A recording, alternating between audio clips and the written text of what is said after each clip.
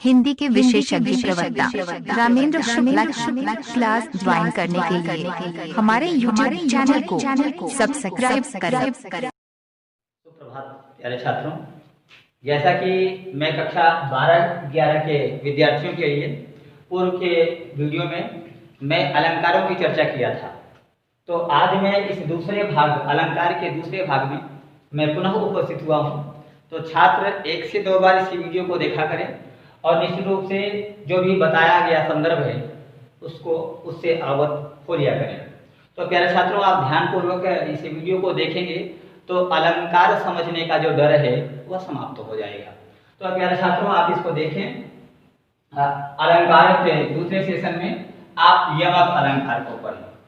यमक अलंकार, तो यमक अलंकार में परिभाषा आप संस्कृत में जो काव्य प्रकाश के लेखक हैं आचार्य मम्मट, उनके काव्य प्रकाश में किस प्रकार से उन्होंने यमक अलंकार की परिभाषा दी, यमक अलंकार को अलग अलग तरह से उन्होंने डिफाइन किया। तो आप यह देखें, अर्थे सत्यर्थ भिन्ना नाम वर्णानाम सा पुनः श्रुति यमकम। उन्होंने बताया कि भिन्न भिन्न अर्थ रखने वाले और भिन्नार्थक वर्णों का समुदाय का उसी प्रकार से सुना जाना यमक कहलाता है। तो चले प्यारे छात्रों, अगर आप निश्चित रूप से इसका अर्थ भी नहीं समझ पा रहे हैं तो हिंदी में इसकी परिभाषा आप समझें कि भिन्न अर्थ पुनि पुनि जहां सोई अक्षर वृंद आवत है सो यमक है कहत सुनत कवि वृंद। तो वृंद माने समूह। तो यहाँ पर उन्होंने कहा भिन्न अर्थ पुनि पुनि जहां, यानी कि जहां पर भिन्न भिन्न अर्थ वाले शब्द पुनि पुनि एक से अधिक बार आए और सोई अक्षर वृंद, उन्हीं अक्षरों का वृंद माने समूह उपस्थित हो एक से अधिक बार। तो अगर ऐसा शब्द एक से अधिक बार आता है तो सो यमक। तो वह निश्चित रूप से कौन सा अलंकार है? यमक अलंकार है। कहत सुनत कवि वृंद, ऐसा कवियों का समूह कहता सुनता चला आ रहा है। तो निश्चित रूप से प्यारे छात्रों, आपके समझ में आ गया होगा कि जब काव्य में कोई भी शब्द एक से अधिक बार आया हो और उस शब्द का अर्थ भिन्न भिन्न हो तो वहां पर यमक अलंकार होता है। जैसे आप उदाहरण देख लें, ऊधो जोग जोग हम नाही रे ऊधो जोग जोग हम नाही ते मुदन नैन कहतु हो ते मुदन नैन कहतु हो हरि मूरत जिन माही रे ऊधो जोग जोग हम नाही। तो यहाँ पर देखिए जोग और जोग यानी एक ही शब्द 2 बार आया है। तो आपने भी यहाँ पढ़ा था कि भिन्न भिन्न अर्थ रखने वाला जहां वही अक्षरों का समूह है तो वही अक्षरों का समूह है। यहाँ विजय, यहाँ विजय, यहाँ और की मात्रा, यहाँ और की मात्रा, ग वहां गो, तो जोग यहाँ जोग वहां। अब इस जगह पर एक शब्द एक से अधिक बार आया है और दोनों का अर्थ भिन्न है। प्रथम योग का तात्पर्य है योग विद्या। गोपिकाएं उद्धव से कह रही हैं कि हे उद्धव जी, आप यहाँ आकर ज्ञान का उपदेश हमें हमसे तो कह रहे हैं, बल्कि हम गोपिकाएं जो हैं निश्चित रूप से सगुणोपासिका हैं और आपका यह जो ज्ञान है निर्गुण निराकार ब्रह्म का है, तो हम सगुणोपासिकाएं कैसे निर्गुण ईश्वर का ध्यान कर सकती हैं? तो उन्होंने कहा उद्धव जोग जोग हम नहीं, कि हो उद्धव जी हम योग विद्या के योग्य नहीं है। तो प्रथम जोग का तात्पर्य है योग विद्या, योग विद्या। और दूसरा योग का तात्पर्य है सामर्थ्य, योग्यता से है, योग्यता या सामर्थ्य। तो निश्चित रूप से उन्होंने कहा कि हे उद्धव जी, हम इस योग विद्या के योग्य नहीं हैं। अगला सार ज्ञान खजाने, क्योंकि हम असहाय हैं, उस सार तत्व को नहीं जान सकते। तेई मुंदन नयन कहतो नहीं, आंखों को बंद कर, तमाम सी बातें हैं। हमें यहाँ समझाना था योग और योग शब्द एक से अधिक बार आया है और यहाँ पर इन दोनों का अर्थ भिन्न भिन्न है। प्रथम योग का तात्पर्य योग विद्या है तथा द्वितीय योग का तात्पर्य योग्यता या सामर्थ्य है। इस प्रकार से यहाँ पर यमक अलंकार है। आप वैसे भी कक्षा 9 में 10 में आप पढ़ते चले आ रहे हैं कि कनक कनक ते 100 गुनी मादकता अधिकाय वा खाए बौराए जग वा खाए बौराए। तो वहां पर भी कनक कनक एक से अधिक बार आया है। कनक कनक कनक कनक ते 100 गुनी मादकता अधिकाय वा खाए बौराए जग वा पाए बौराए। तो यहाँ कनक जो शब्द आया है एक से अधिक बार, तो प्रथम कनक क्या हुआ? धतूरा। यानी धतूरा जब लोग खाते हैं तब भी बौरा जाते हैं, पागल हो जाते हैं, मूड हो जाते हैं। और कनक और स्वर्ण भी प्राप्त कर लेते हैं तब भी वो बौरा जाते हैं, पागल हो जाते हैं, मतवाले हो जाते हैं। अब हमसे बड़ा कोई नहीं। तो इस दृष्टांत में भी इसी प्रकार से बातें हैं कि कनक कनक ते 100 गुनी मादकता अधिकाय। यानी कनक जो है, सोना जो प्राप्त कर लेता है व्यक्ति, तो निश्चित रूप से धतूरा खाने वाले व्यक्ति से 100 गुना मतवाला हो जाता है। तो वह खाए बौराए जग वह पाए बौरा। तो एक तरफ तो धतूरा खा लेने के बाद व्यक्ति पागल हो जाता है, तो दूसरे प्रकार से धन को प्राप्त करके, स्वर्ण को प्राप्त करके वह व्यक्ति मतवाला हो जाता है। तो वहां पर भी कनक उन्हीं अक्षरों का समुदाय एक से अधिक बार आया था और दोनों का अर्थ भिन्न भिन्न था। अतः वहां पर कौन सा अलंकार है प्यारे छात्रों? तो यमक अलंकार है। तो यमक अलंकार की परिभाषा इसी प्रकार से आपको समझ लेना चाहिए। तो निश्चित रूप से आप लोगों को यमक अलंकार समझ में आ गया होगा। तो प्यारे छात्रों आ जाइए, इसके बाद यमक के बाद श्लेष अलंकार। तो श्लेष अलंकार में प्यारे छात्रों आप जाएं कि श्लेष शब्द जो है वह श्लिष धातु से बना है।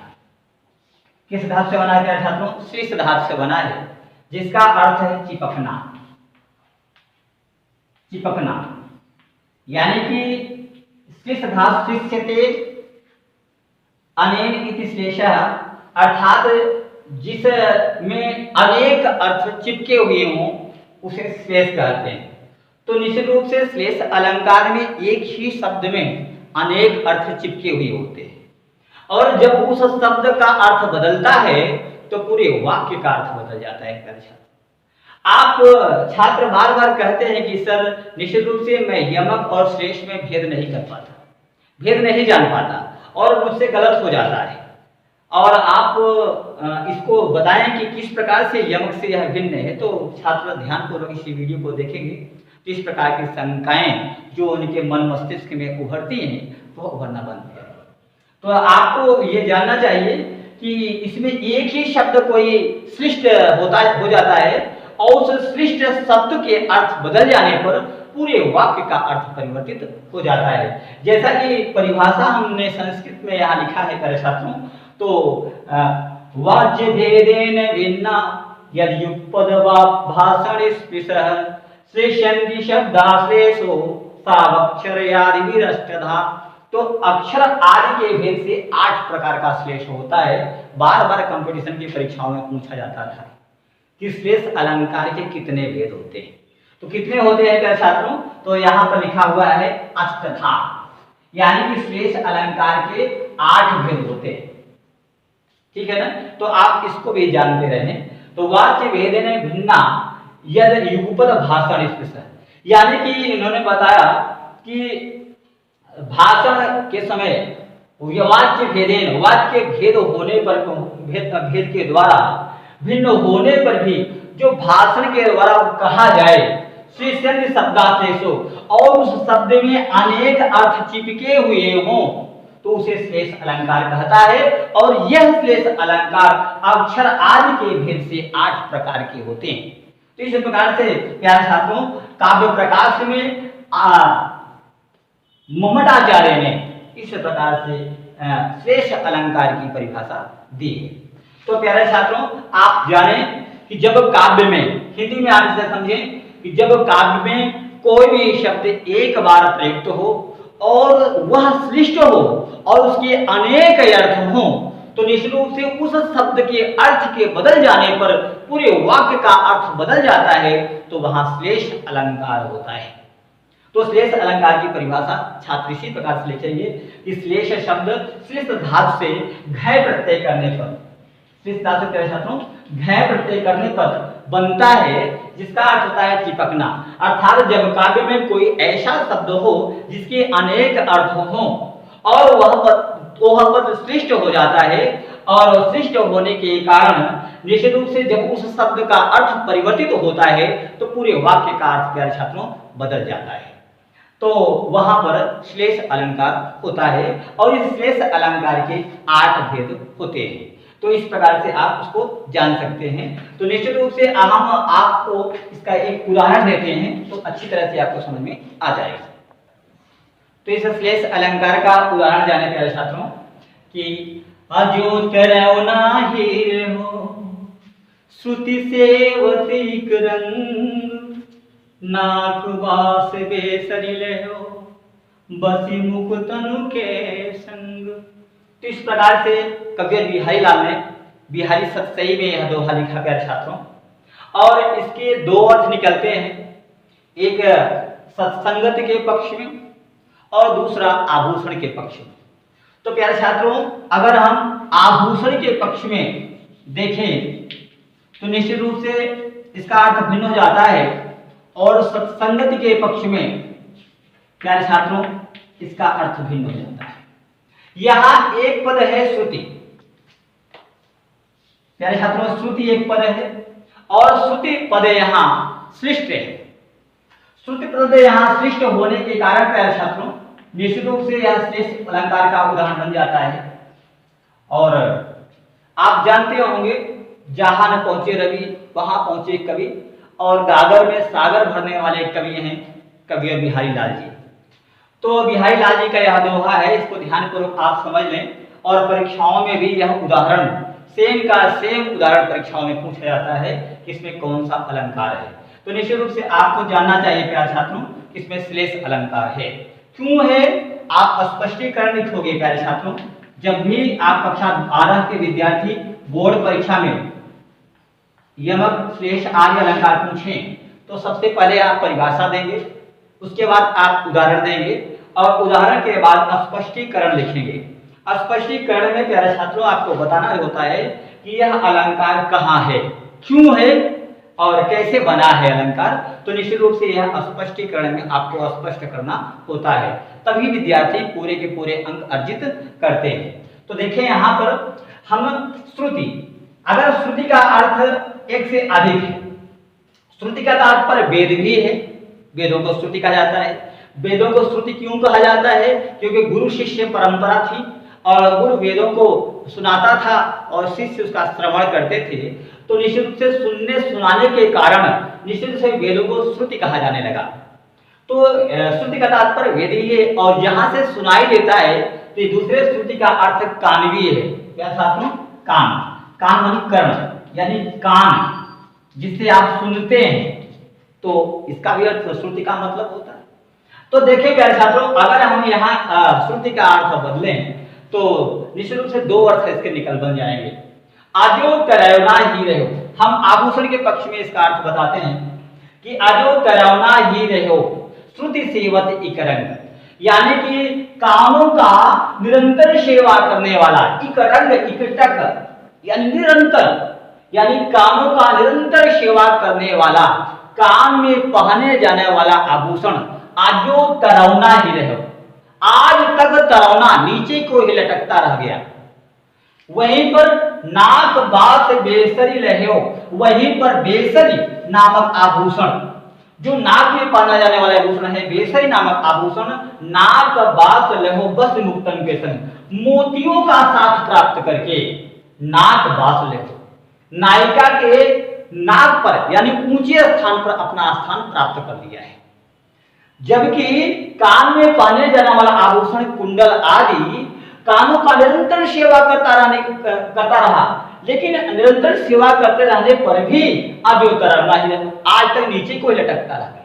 लेकिन वहीं पर मोतियों का साथ प्राप्त करके नाक में पहना जाने वाला बेसन नामक आभूषण नाक बास में हो, तो उस कान से नीचे नाक पर ऊंचा स्थान प्राप्त कर लिया है।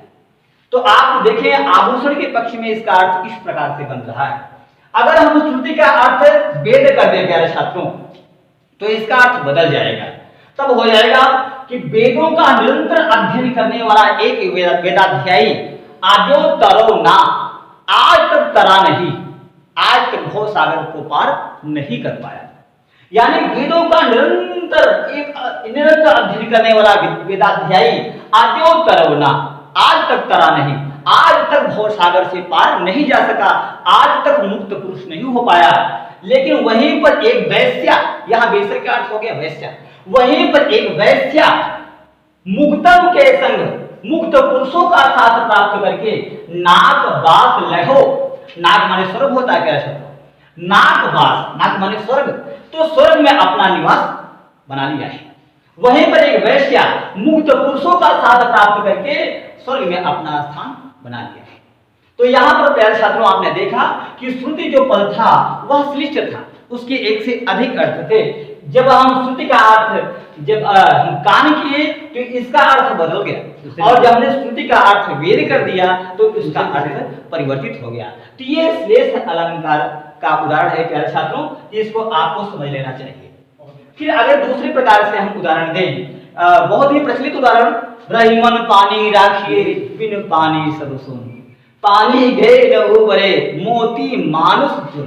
तो मोती, मानुष और चुन, इन तीनों के अर्थ में पानी पद सृष्ट है।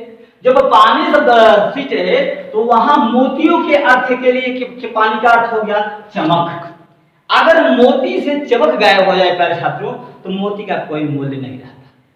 और दूसरा, मनुष्य के अर्थ में पानी का अर्थ मर्यादा है, कि अगर मनुष्य की मर्यादा चली जाए प्यारे छात्रों तो निश्चित रूप से वह मनुष्य का कोई अस्तित्व नहीं बचता। वह जीवित तो रहता है लेकिन मृतक के समान जीवित रहता है। इसी प्रकार से यदि चूने से पानी गायब हो जाए तो वहां पानी का अर्थ जल है। अगर चूने से पानी गायब हो जाए तो चूना एक पत्थर का रूप धारण कर लेता है प्यारे छात्रों। तो निश्चित रूप से रहीमन पानी राखिए, इसलिए रहीम राजी ने कहा कि पानी को युक्ति पूर्वक रक्षा करनी चाहिए, क्योंकि बिन पानी सब सुन, क्योंकि बिना पानी के संपूर्ण संसार सूना हो जाता है। क्योंकि पानी गए न उबरे, क्योंकि अगर पानी एक बार इनका चला गया तो यह पुनः इनका आविर्भाव नहीं होता। और मोती, अगर इसमें चमक गायब हुए तो मोती का अस्तित्व गायब, मनुष्य की मर्यादा चली गई तो उसका अस्तित्व गायब, और चून से अगर पानी जल चला गया, समाप्त तो हो गया, तो यह पत्थर का रूप धारण करेगा, वह चून का अस्तित्व गायब हो जाएगा। तो इस प्रकार से निश्चित रूप से आप समझ गए होंगे प्यारे छात्रों कि श्लेष अलंकार में कोई एक शब्द श्रेष्ठ होता है और उसके अनेक अर्थ होते हैं। जहां उसका एक अर्थ बदला तो उस पूरे वाक्य का अर्थ बदल जाता है। तो निश्चित रूप से यह श्लेष अलंकार की परिभाषा है और यमक से इसी प्रकार से श्लेष में अलगाव किया जा सकता है। तो आज के दिन प्यारे छात्रों बस इतना ही। नेक्स्ट डे में पुनः अगले अलंकार को लेकर आपके समक्ष उपस्थित होगा। तब तक के लिए धन्यवाद, सुप्रभात। हिंदी के विशेषज्ञ प्रवक्ता रामेंद्र शुक्ला क्लास ज्वाइन करने के लिए हमारे YouTube चैनल को सब्सक्राइब करें।